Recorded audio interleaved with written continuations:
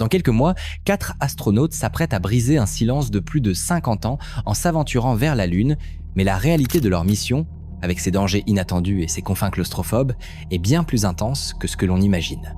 Depuis le retour d'Apollo 17 en décembre 1972, aucun être humain n'a quitté l'attraction gravitationnelle de la Terre pour se rendre sur la Lune. C'est un demi-siècle. Une génération entière est née, a grandi et a eu ses propres enfants pendant cette longue pause entre la dernière mission et celle-ci. Et maintenant, dès avril 2026, 4 astronautes s'apprêtent à monter à bord d'une capsule de la taille de 2 monospaces, direction la Lune. Leurs noms ?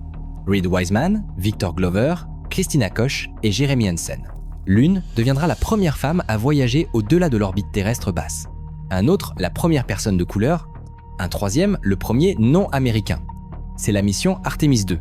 Je vais vous accompagner pas à pas, de l'instant où ils s'attachent à celui où ils toucheront l'océan Pacifique, 10 jours plus tard, pour comprendre ce que ces 4 personnes vont réellement vivre.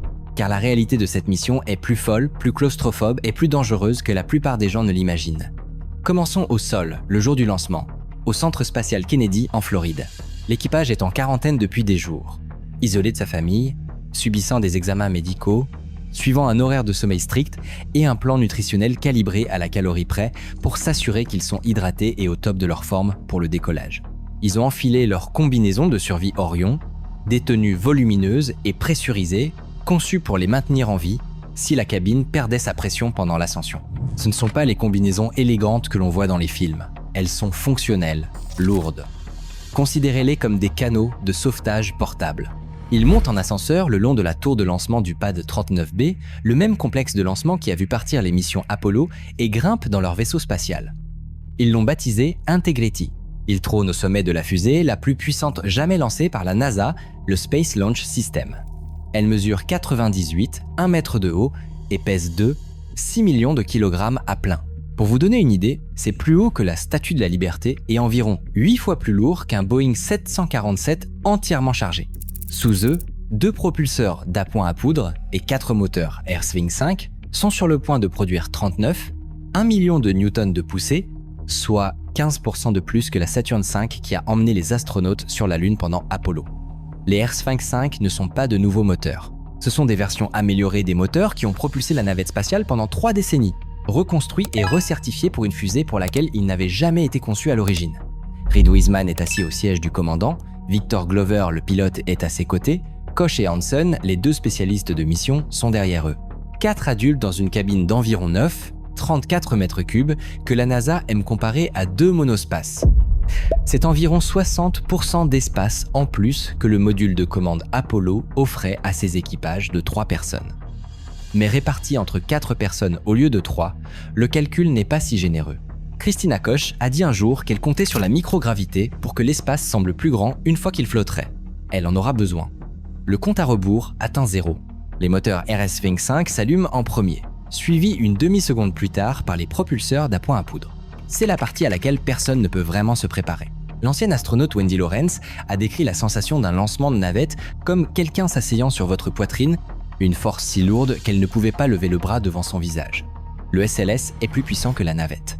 L'équipage ressentira environ 3 fois la force de la gravité, les pressant contre leur siège, tandis que la fusée s'arrache à l'atmosphère. Leur corps pèse 3 fois leur poids normal, respirer est plus difficile. Bouger est presque impossible. La vibration de ces propulseurs solides se transmet à tout le véhicule, un tremblement profond qui ne s'arrête pas pendant les 2 premières minutes de vol. Puis les propulseurs s'épuisent et se séparent. Le trajet s'adoucit considérablement. L'étage principal continue de les accélérer et, environ 8 minutes après le lancement, les moteurs principaux s'arrêtent. Le silence est soudain. La pression disparaît. Leurs bras flottent au-dessus de leurs genoux. Les crayons s'échappent des poches. Tout ce qui n'est pas attaché se soulève doucement de la surface sur laquelle ils reposaient. Ils sont en orbite, décrivant une trajectoire très elliptique autour de la Terre. Et pour la première fois, l'équipage d'Artemis II peut regarder par ses fenêtres et voir la planète en dessous. Orion dispose de 4 fenêtres, petites mais fonctionnelles, et de leur altitude, la courbure de la Terre est indéniable. La fine ligne bleue de l'atmosphère, à peine visible contre le noir de l'espace, est la seule chose qui sépare 8 milliards de personnes du vide. Pendant les plusieurs heures suivantes, la mission entre dans une phase de vérification minutieuse. C'est là que l'équipage et le contrôle de mission passent en revue tous les systèmes du vaisseau spatial. vérifiant un par un le support de vie, la propulsion, la navigation, les communications, le contrôle thermique, confirmant qu'Orion est suffisamment sain pour le voyage à venir. Car une fois qu'il s'engage vers la Lune, il n'y a pas de station spatiale où s'amarrer, pas de véhicule de sauvetage en attente en orbite, ils sont seuls.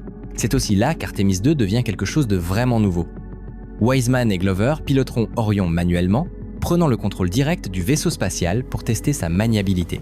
Ils effectueront des opérations de proximité, une série de manœuvres utilisant les moteurs du module de service européen pour démontrer qu'un équipage peut guider précisément ce véhicule à travers le type de procédure que les futures missions Artemis exigeront, comme l'amarrage à une station spatiale lunaire Gateway ou le positionnement près de la surface de la Lune.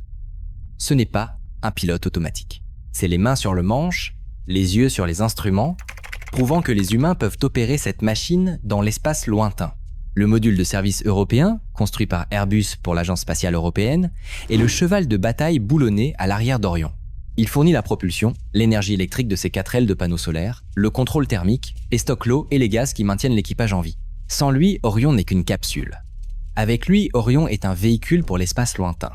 Une fois les tests en orbite terrestre terminés, l'équipage se prépare à la manœuvre de moteur la plus cruciale de toute la mission, l'injection translunaire.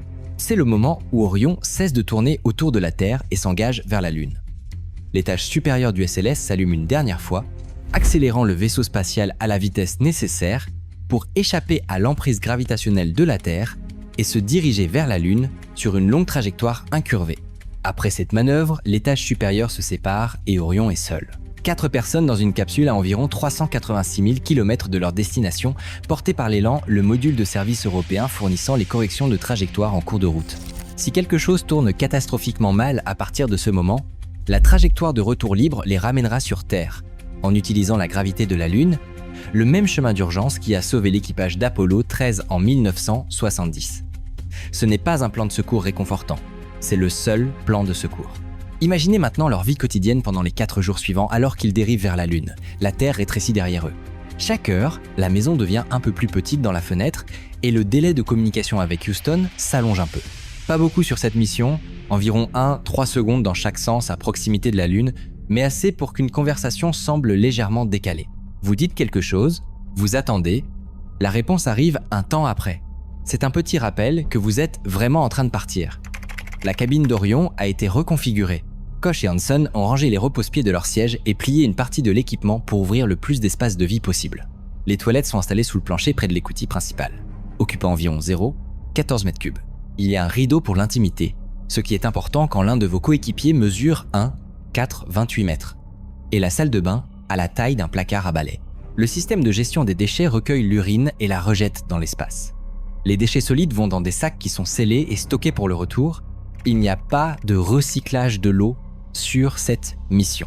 Le vol est suffisamment court pour qu'ils puissent garder les choses simples, mais cela signifie aussi que chaque goutte d'eau qu'ils boivent a été chargée dans le vaisseau avant le lancement. La nourriture se présente en sachet. Une petite plaque chauffante les réchauffe et un distributeur d'eau réhydrate les repas lyophilisés.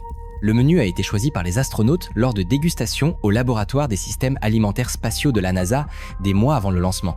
Les options incluent des crevettes, du macaroni au fromage et des tortillas.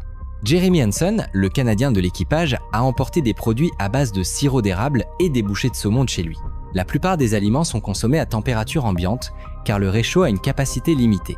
Imaginez manger des macaronis tièdes dans un sachet en aluminium en flottant dans un tube métallique à 161 000 km du restaurant le plus proche. C'est le déjeuner sur Artemis II. Il n'y a pas de réfrigérateur, pas de four, pas de table.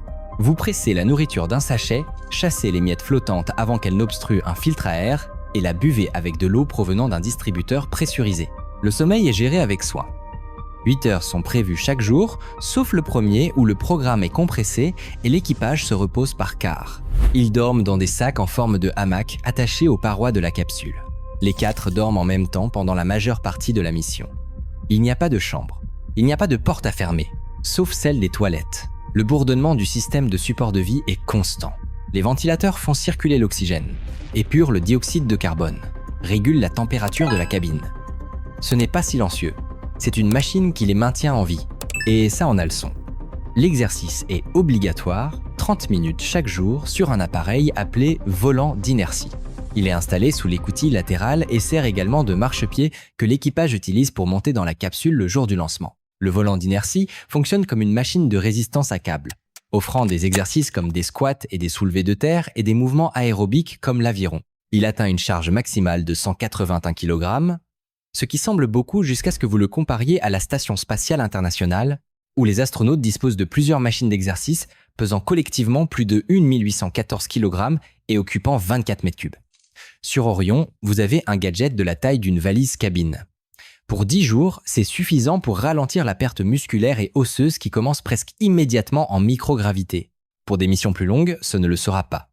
L'hygiène est minimale. Il n'y a pas de douche. L'équipage se nettoie avec des lingettes humides, du savon liquide et du shampoing sec. Leurs kits d'hygiène personnelle comprennent des brosses à dents, des rasoirs et une brosse à cheveux. Tout se fait dans une petite zone désignée près des toilettes. Vous vous brossez les dents, avalez le dentifrice ou le crachez dans une lingette et passez à autre chose. L'intimité est un luxe que ce vaisseau spatial n'offre pas vraiment. Il communique avec la Terre à l'aide de microphones portatifs, de casques et d'un système qui permet des appels vidéo avec le contrôle de mission et leur famille. Ils ont des tablettes et des ordinateurs portables chargés de procédures et surtout de divertissements qu'ils ont sélectionnés avant le lancement. Personne à la NASA ne dira ce qu'il y a sur la playlist, mais je parierais de l'argent que quelqu'un a chargé un film sur les voyages spatiaux, car les astronautes sont exactement le genre de personnes qui regarderaient un film spatial tout en étant réellement dans l'espace. 4 jours plus tard, la Lune commence à grossir dans les fenêtres. Et c'est le moment où la mission passe d'un test d'ingénierie à quelque chose de profondément humain. Ces 4 personnes verront la face cachée de la Lune de leurs propres yeux. Aucun être humain ne l'a vue depuis 1972. Orion passera à environ 7564 km au-delà de la face cachée de la Lune, plus loin de la Terre qu'aucun vaisseau spatial habité n'a jamais voyagé. Le record précédent a été établi par Apollo 13 et Artemis 2 le dépassera. À leur point le plus éloigné, ils seront à plus de 370 000 km de chez eux. La Terre, visible depuis leurs fenêtres, sera suffisamment petite pour être recouverte par un pouce tendu.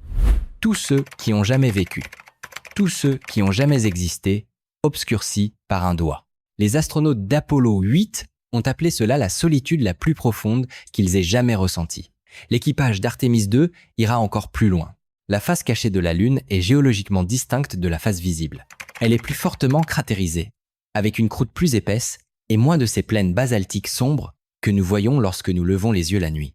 Aucun humain ne l'a jamais observé à cette distance avec la suite d'instruments modernes qu'Orion transporte. L'équipage la photographiera, l'étudiera, recueillera des données qui alimenteront directement la planification d'Artemis 3 et au-delà. Ils surveilleront également constamment les niveaux de radiation, car une fois que vous quittez le cocon protecteur du champ magnétique terrestre, les règles changent. Les rayons cosmiques galactiques et les particules énergétiques solaires deviennent de réelles préoccupations. Des menaces invisibles qui traversent les parois du vaisseau spatial et les corps de l'équipage. Orion dispose de quelques zones blindées, des baies de stockage et l'espace près des toilettes où l'équipage peut s'abriter lors d'un événement de particules solaires. C'est le plan. Si une tempête solaire majeure éclate alors qu'ils sont sur la face cachée de la Lune, ils se blottissent près de la salle de bain et attendent que ça passe.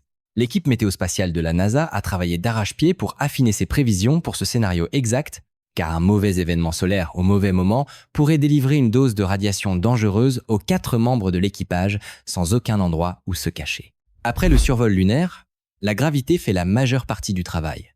Orion contourne la Lune, gagne de l'élan gravitationnel et commence le long retour vers la Terre.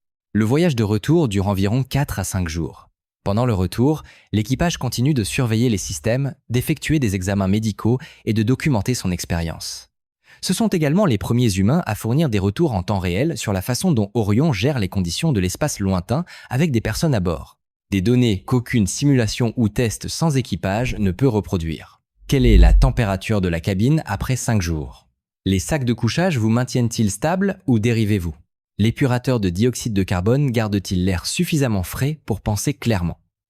Ces réponses ne viennent qu'en ayant des humains à l'intérieur de la machine. Alors que la Terre grandit dans les fenêtres, l'équipage commence à se préparer pour la partie de la mission qui a généré le plus d'anxiété technique. La rentrée. Lors du vol sans équipage Artemis-Prémont en 2022, la capsule Orion est revenue et tout semblait nominal de l'extérieur. Le vaisseau spatial a améri en toute sécurité. Les températures de la cabine n'ont jamais dépassé les limites de conception. Selon toutes les mesures visibles, ce fut un succès. Mais lorsque les ingénieurs ont inspecté le bouclier thermique par la suite, ils ont découvert quelque chose de troublant. Plus de 100 endroits où le matériau ablatif, une substance appelée half-coat, conçue pour brûler progressivement et emporter la chaleur avec elle, s'était fissuré et détaché en morceaux irréguliers. Ce n'était pas l'érosion douce et contrôlée qu'ils avaient conçue, mais une perte de matériaux irrégulière et imprévisible.